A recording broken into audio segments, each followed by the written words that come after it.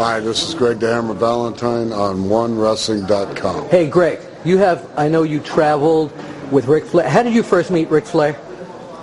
I first met Ric Flair 1976 when they brought me in and made me his partner, and we became the World Tag Team Champions. That was in Charlotte? That was in Charlotte, but I didn't know that I had already wrestled Ric in 1973 in San Antonio, Texas.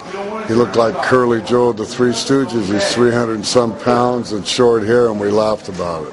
So, do you have a great Ric Flair story you can share with us? Yes, actually, I had went away to New York a couple times, and I was always the badass villain. I came back to North Carolina, same thing, and Ric had turned babyface with those baby blue eyes, and he asked me to be his partner on television against the Andersons. So I crossed over and went out and became Ric Flair's partner, but then I wouldn't tag him when he was in trouble, and he's bleeding all over the place. And we all had it set up. Gene Anderson threw me the big hickory cane, told me to hit him over the head, and I went to hit him over the head.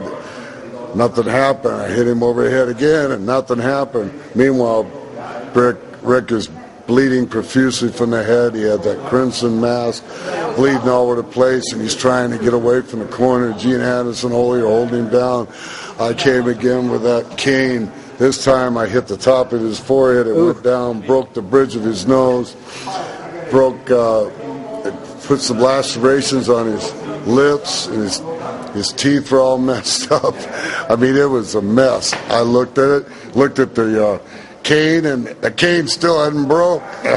And I says, I'm not going to try that. And I just mutilated Ric Flair. So I left. I went back to the dressing room. I felt bad. I tried to call Ric Flair for several hours going back home from Greensboro back to Charlotte, where we all lived. And Ric finally answered, laughing, said he didn't care, man.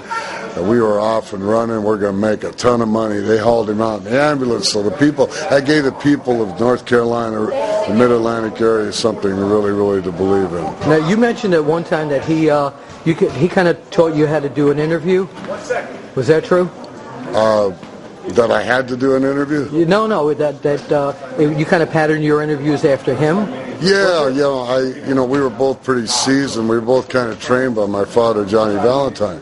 I still really hadn't got that part of the like the rhythm interview thing, the rhythm, and he kind of told me, he says, Greg, it's just like the matches, we tell a story with your interviews, you tell a story, and I kind of patterned myself out of Ric. I could never do the woo like his, but he taught me a lot of psychology of the interview part, which he had down pat. To end this interview, let's see the best woo you could give us. Woo! Not bad.